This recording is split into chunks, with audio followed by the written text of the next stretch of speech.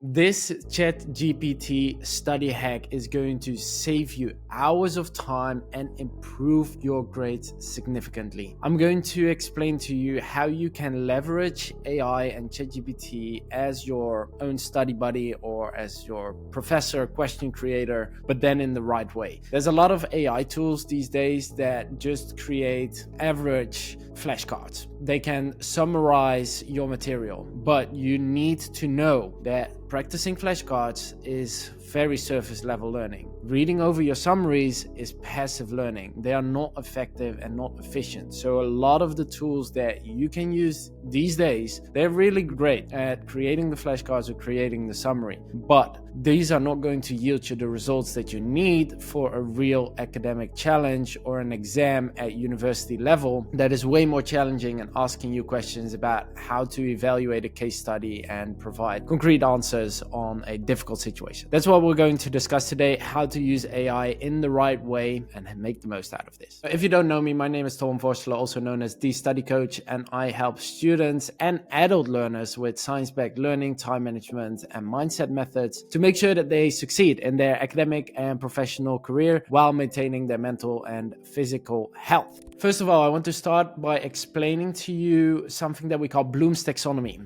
It's a triangle, it's a learning pyramid that helps us understand different ways and different layers of learning. The basic layers are remembering, understanding, applying, evaluating, analyzing, and creating. I will go into them one by one in a second, but you have to understand that in order to learn more challenging subjects and to answer more challenging questions, you need to learn in the top 3 to 4, 5 layers instead of only relying on remembering and understanding, which you do with flashcards and summaries, but we want to practice with application questions, evaluation, and analyzing questions. Layer number 1, remembering, means recalling facts. For example, what is the capital of France? Paris. That is a fact. We remember that the capital of France is Paris. Simple. Most students, they stop there. What is the concept? What is the definition?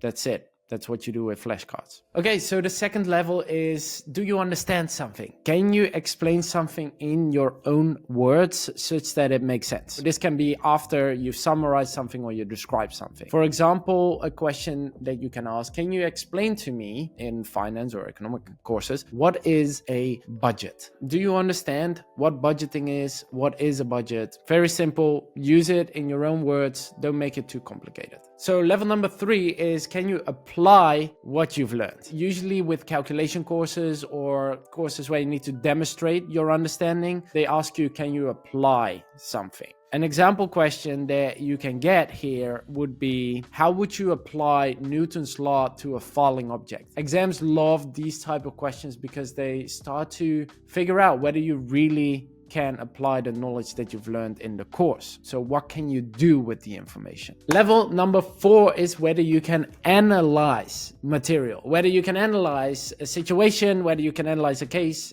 yada yada. It tests your ability to break things down into smaller bits, but also if you can compare things, if you can categorize certain things. So an example that we have here can be, what are the differences between online learning and offline learning? What are the pros? What are the cons? Like the fact that you're behind the screen, whether you can see the body language of the teacher completely or only see it in the small screen, whether you can interact with your classmates, yes or no. A lot of different situations there that you can compare, contrast, and possibly categorize. The main goal here is that you start to put into place everything that you've learned into a real life situation and thinking critically in a deeper level. Number 5 is that you're going to evaluate. You're going to create your own judgment based on all of your knowledge and your skills. This is usually what happens a little bit in essay questions. You have to say why you agree or why you disagree. So you're going to judge, you're going to argue, and you're going to critique. An example can be, do you agree with this author's argument? Why yes and why not? So you have to create and formulate your own argument there. Professors love it when you go deep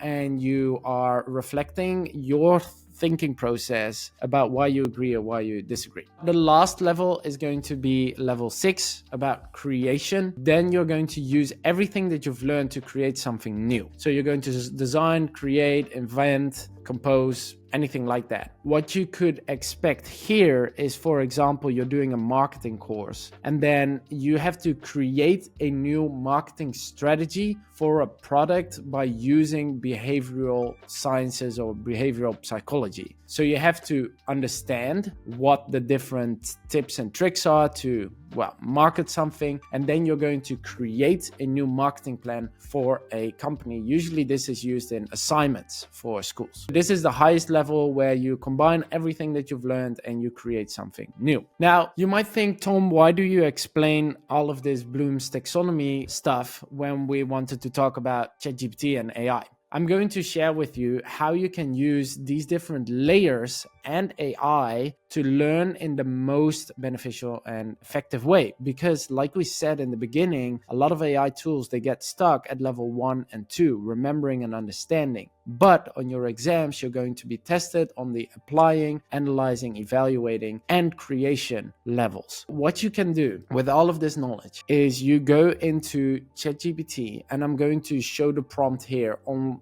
my screen in a second, and you're going to insert the following prompt. It sounds like this: create 6 practice questions about, insert your topic, 1 for each level of Bloom's taxonomy. Remember, understand, apply, analyze, evaluate, and create. Add the Bloom level before each question. You put that prompt in, you insert your topic, or even better, you upload a PDF file or you upload your book. You then hit enter, and ChatGPT is going to create questions for you on all of these 6 different layers. Now, if you want to take it a step further and really challenge yourself, you can also say create 5 more questions on level 3, the application questions. Create 5 more questions on the analyzing level or the evaluation level, such that you are getting really good practice questions. Maybe they're even more difficult than the actual exam questions that you're going to get, but trust me, they will help you with studying way more efficiently and effectively. If you've tried this out, let me know in the comments what the outcomes were and how you've used them to optimize your studying. If this was useful, make sure to like and subscribe, especially also for very busy working professionals. This can save you a bunch of time and make you study more efficiently and effectively. Again, if you want to follow, learn more, subscribe, and I hope to see you next video, and I wish you an amazing day.